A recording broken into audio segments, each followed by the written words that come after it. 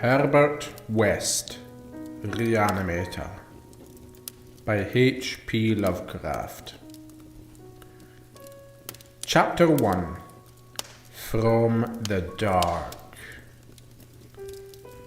Of Herbert West, who was my friend in college and in other life, I can speak only with extreme terror. This terror is not due altogether to the sinister manner of his recent disappearance, but was engendered by the whole nature of his life work, and first gained its acute form more than 17 years ago, when we were in the third year of our course at the Miskatonic University Medical School in Arkham. While he was with me, the wonder and diabolism of his experiments fascinated me utterly, and I was his closest companion. Now that he is gone and the spell is broken, the actual fear is greater. Memories and possibilities are ever more hideous than realities. The first horrible incident of our acquaintance was the greatest shock I ever experienced. And it is only with reluctance that I repeat it. As I have said, it happened when we were in medical school, where West had already made himself notorious through his wild theories on the nature of death and the possibility of overcoming it artificially. His views, which were widely ridiculed by the faculty and by his fellow students, hinged on the essentially mechanistic nature of life, and concerned means for operating the organic machinery of mankind by calculated chemical action after the failure of natural processes. In his experiments with various animating solutions, he had killed and treated immense numbers of rabbits, guinea pigs, cats, dogs, and monkeys, till he had become the prime nuisance of the college. Several times he had actually obtained signs of life in animals supposedly dead. In many cases, violent signs, but he soon saw that the perfection of his process, if indeed possible, would necessarily involve a lifetime of research. It likewise became clear that since the same solution never worked alike on different organic species, he would require human subjects for further and more specialized progress. It was here that he first came into conflict with the college authorities, and was debarred from future experiments by no less a dignitary than the dean of the medical school himself, the learned and benevolent Dr. Allen Halsey, whose work on behalf of the stricken is recalled by every old resident of Arkham. I had always been exceptionally tolerant of West's pursuits, and we frequently discussed his theories, whose ramifications and corollaries were almost infinite.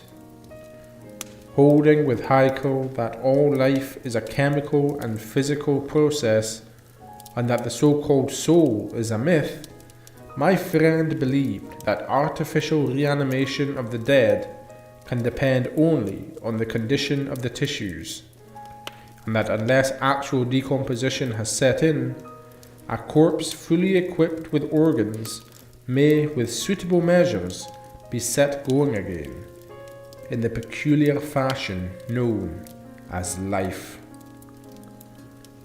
That the psychic or intellectual life might be impaired by the slight deterioration of sensitive brain cells, which even a short period of death would be apt to cause, West fully realized. It had at first been his hope to find a reagent which would restore vitality before the actual event of death, and only repeated failures on animals had shown him that the natural and artificial life motions were incompatible. He then sought extreme freshness in his specimens, injecting his solutions into the blood immediately after the extinction of life. It was this circumstance which made the professors so carelessly skeptical, for they felt that true death had not occurred in any case. They did not stop to view the matter closely and reasoningly. It was not long after the faculty had interdicted his work that West confided to me his resolution to get fresh bodies in some manner, and continue in secret the experiments he could no longer perform openly. To hear him discussing ways and means was rather ghastly, for at the college we had never procured anatomical specimens ourselves. Whenever the morgue proved inadequate, 2 local boys tended to this matter, and they were seldom questioned. West was then a small, slender, spectacled youth with delicate features, yellow hair, pale blue eyes, and a soft voice, and it was uncanny to hear him dwelling on the relative merits of Christ Church Cemetery and the Potter's Field, because practically everybody in Christ Church was embalmed, a thing of course ruinous to West's researches. I was by this time his active and enthralled assistant, and helped him make all his decisions, not only concerning the source of bodies, but concerning a suitable place for our loathsome work. It was I who thought of the deserted Chapman farmhouse beyond Meadow Hill, where we fitted up on the ground floor an operating room and a laboratory, each with dark curtains to conceal our midnight doings. The place was far from any road, and in sight of no other house, yet precautions were none the less necessary, since rumours of strange lights, started by chance nocturnal roamers, would soon bring disaster on our enterprise. It was agreed to call the whole thing a chemical laboratory if discovery should occur. Gradually, we equipped our sinister haunt of science with materials either purchased in Boston or quietly borrowed from the college, materials carefully made unrecognizable save to expert eyes, and provided spades and picks for the many burials we should have to make in the cellar. At the college we used an incinerator, but the apparatus was too costly for our unauthorized laboratory. Bodies were always a nuisance, even the small guinea pig bodies from the slight clandestine experiments in West's room at the boarding house. We followed the local death notices like ghouls, for our specimens demanded particular qualities. What we wanted were corpses interred soon after death and without artificial preservation, preferably free from malforming disease and certainly with all organs present. Accident victims were our best hope. Not for many weeks did we hear of anything suitable, though we talked with morgue and hospital authorities, ostensibly in the college's interest, as often as we could without exciting suspicion. We found that the college had first choice in every case, so that it might be necessary to remain in Arkham during the summer, when only the limited summer school classes were held. In the end, though, luck favoured us, for one day we heard of an almost ideal case in the Potter's Field, a brawny young workman drowned only the morning before in Summer's Pond, and buried at the town's expense without delay or embalming. That afternoon we found the new grave, and determined to begin work soon after midnight. It was a repulsive task that we undertook in the black, small hours. even though we lacked at that time the special horror of graveyards which later experiences brought to us. We carried spades and oil-dark lanterns, for although electric torches were then manufactured, they were not as satisfactory as the tungsten contrivances of today. The process of unearthing was slow and sordid. It might have been gruesomely poetical if we had been artists instead of scientists, and we were glad when our spades struck wood. When the pine box was fully uncovered, West scrambled down and removed the lid, dragging out and propping up the contents. I reached down and hauled the contents out of the grave, and then both toiled hard to restore the spot to its former appearance. The affair made us rather nervous, especially the stiff form and vacant face of our first trophy. But we managed to remove all traces of our visit. When we had patted down the last shovelful of earth, we put the specimen in a canvas sack and set out for the old Chapman place beyond Meadow Hill. On an improvised dissecting table of the old farmhouse, by the light of a powerful acetylene lamp, the specimen was not very spectral looking. It had been a sturdy and apparently unimaginative youth of wholesome plebeian type, large-framed, grey-eyed and brown-haired, a sound animal without psychological subtleties, and probably having vital processes of the simplest and healthiest sort. Now, with the eyes closed, it looked more asleep than dead, though the expert test of my friend soon left no doubt on the score. We had at last what West had always longed for.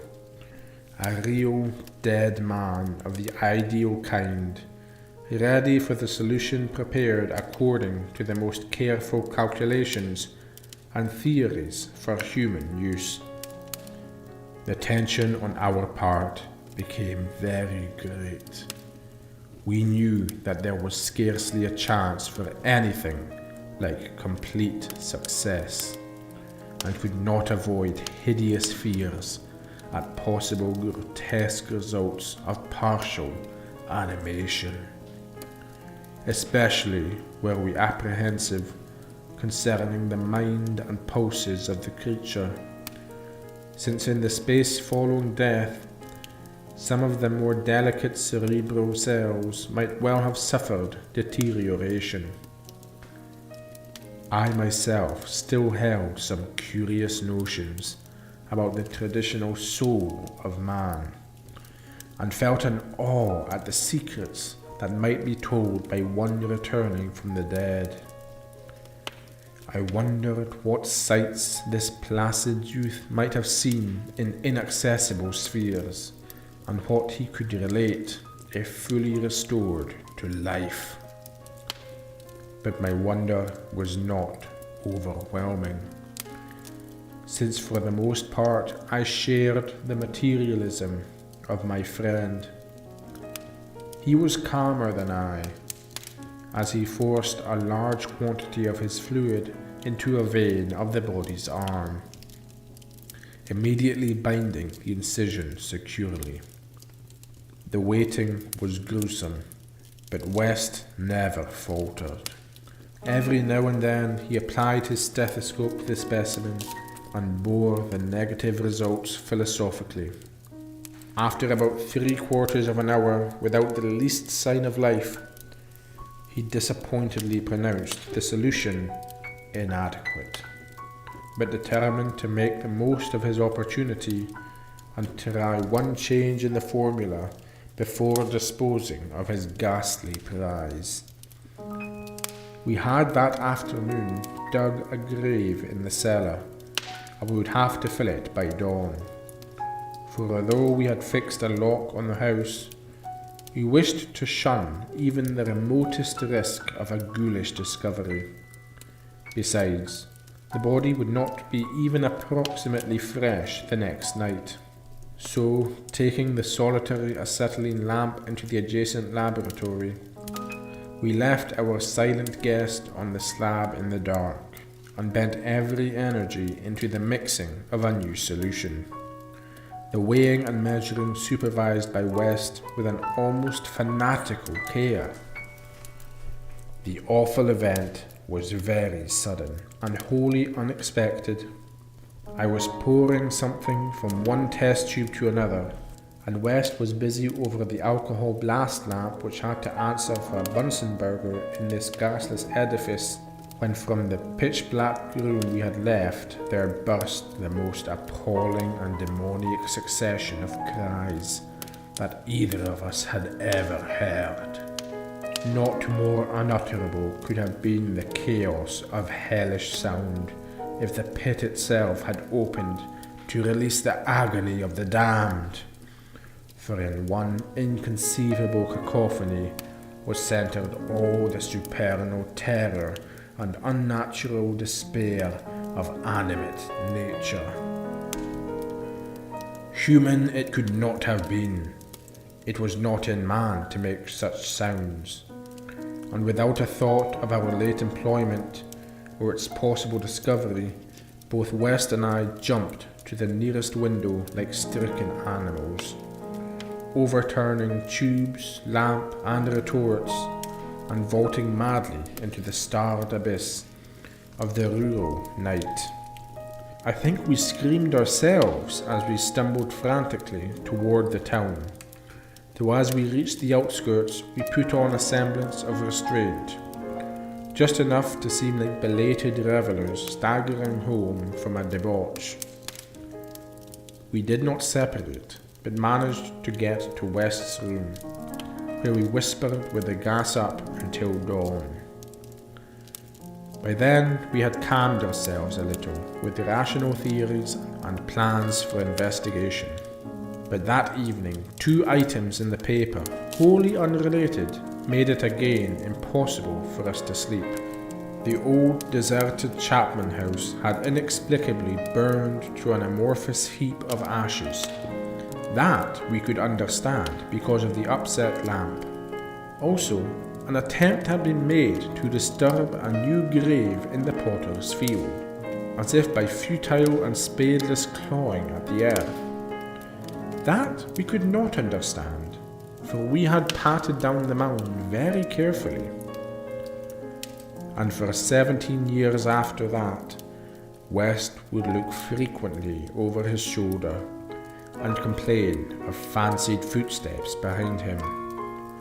Now he has disappeared. End of chapter 1.